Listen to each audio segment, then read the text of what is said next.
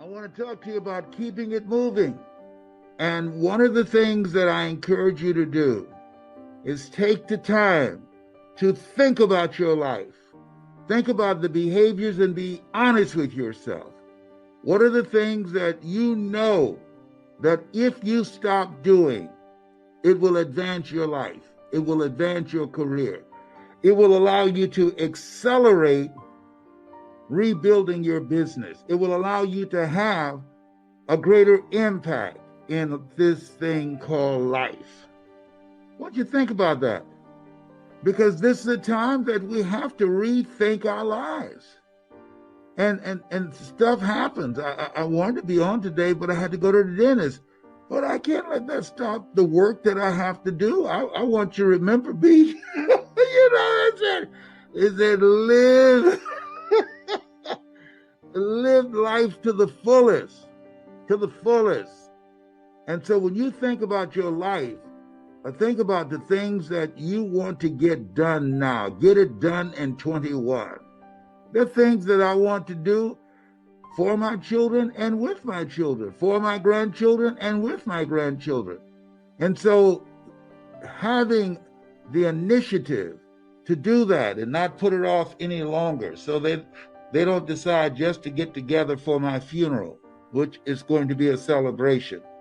That I want you to think about what are the chances of your having a Zoom with all the family members talking and communicating with each other. Some of y'all are doing that right now. Some of you are doing it right now. And what are the chances that you make a commitment? And so as you think about your goals and dreams, it's very important you have a coach. Somebody who's experienced, who's able to help you. It took me 3 years to earn my first million. 3 years. Easiest thing I've ever done was to earn $1 million. The most difficult thing I've ever done was to believe that I can do it. Given my circumstances, born in an abandoned building on a floor, don't know my parents, being a foster child, and adopted, labeled educable mentally retarded, which 87% African-American males are put in that category, and put back from the 5th grade to the 4th grade, failing again in the 8th grade at Booker T. Washington High School. To believe, based upon the culture that I was raised in that marginalizes you and destroy your sense of self, to believe that I could break out of that poverty mindset. I gotta watch it before I take this mask off. Y'all see my jacked up mouth. You gonna say, look at that lip. Let me hold it. Let me hold it. Let me hold it. Ear hold out. I wish I had ears like Barack Obama right now. Okay. All right, I'm gonna be good. My mother used to go to bed hurt. She used to go to bed, go to work hurt and sick. Didn't matter. She had a job to do. I got a job to do, and that's to motivate you. This is what I came here to do. So as you look at yourself, look at your goals and dreams, keep it moving. Keep it moving. Think about who you want to be, what you want to do. Get a clear vision of what a new year looks like for you. And then do some self-explanatory thinking. Talk to yourself. And then ask yourself the question and be brutally honest. Who is it I've got to be to accomplish that? What is it I've got to do? How is it that I must die daily to who I've been and so that I can get it done in 21? What does that look like?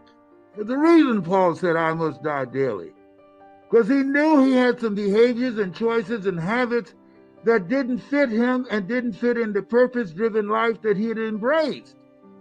This is about dying to who you've been and embracing to who you are to become. And so as you think about yourself, think about your goals and dreams. You can't do it by yourself. So I'm looking for some people that would like to be a part of my community. A lot of people going through some stuff right now. the major stuff. My goal is to help. My goal is not to be an onlooker. Just stand around and look and say. I was 20 years old. I was at my lowest point. And then one day, and I remember the exact day, March 27th, 1975, I was helping my mother in her beauty shop. My mother owned a beauty shop up in Mount Vernon. And there was this older woman who was considered one of the elders in the town. And I didn't know her personally, but I was looking in the mirror, and every time I looked at the mirror, I could see her behind me, and she was staring at me. She just kept looking at me. Every time I looked at her, she kept giving me these strange looks. So she finally took the dryer off her head and she said something I'll never forget. First of all, she said, "Somebody give me a piece of paper. Give me a piece of paper." She said, "Young boy, I have a prophecy, a spiritual prophecy." She said, "You are going to travel the world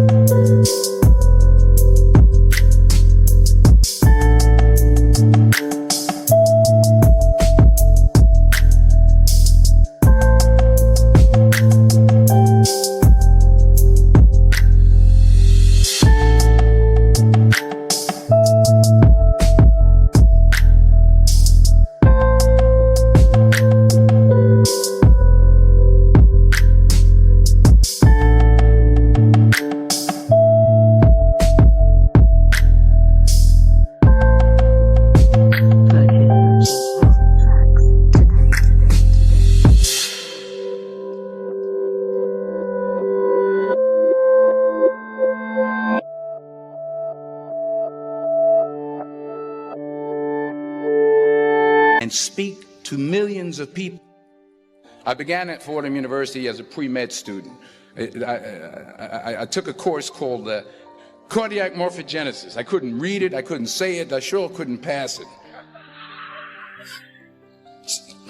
So then I decided to go into pre-law, then journalism. And with no academic focus, my grades took off in their own direction.